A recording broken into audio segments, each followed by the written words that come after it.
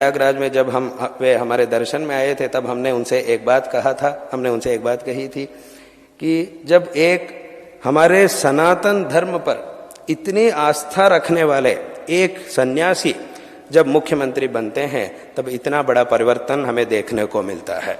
ये इतना बड़ा परिवर्तन हम देख रहे हैं, इतनी बड़ी व्यवस्था हम देख रहे हैं, ये ऐसे इतनी बड़ी व्यवस्था, इतना बड़ा परिवर्तन हमें देखने को मिल रहा है, तो उसके कारण उनका मेहनत और उनकी साधना है। इस विषय को हमें अवश्य ही कहना चाहिए। ये सिर्फ हमारा ही बात नहीं है। कुछ लोग ऐसा सोच सकते हैं कि स्वामी जी को एक अच्छी व्यवस्था उन्होंने किया इसलिए स्वामी जी उनका प्रशंसा कर रहे हैं, ऐसा कुछ लोग सोच रहे हैं, परंतु ये गलत है। ऐसा नहीं सोचना चाहिए।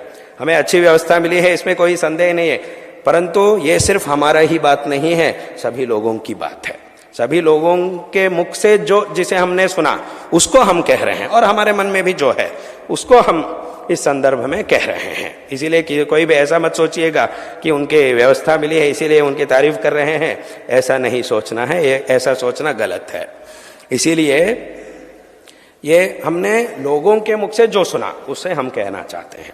तो भगवान की कृपा से, भगवान हमारे आराध्य देवता शारदा चंद्रमौळीश्वरों की कृपा से उनको ऐसा ही एक विशिष्ट स्थान, एक बड़ा स्थान सदैव प्राप्त होते रहे। उसके द्वारा हमारे धर्म और देश दोनों का भी दोनों की भी भलाई हो, ऐसा हम इस संदर्भ में उनको नारायण स्मरण पूर्वक आशीर्वाद दे रहे हैं, भगवान से प्रार्थना कर रहे हैं कि ऐसा ही अच्छा स्थान, बड़ा स्थान, क्योंकि हमें ऐसे नेता चाहिए।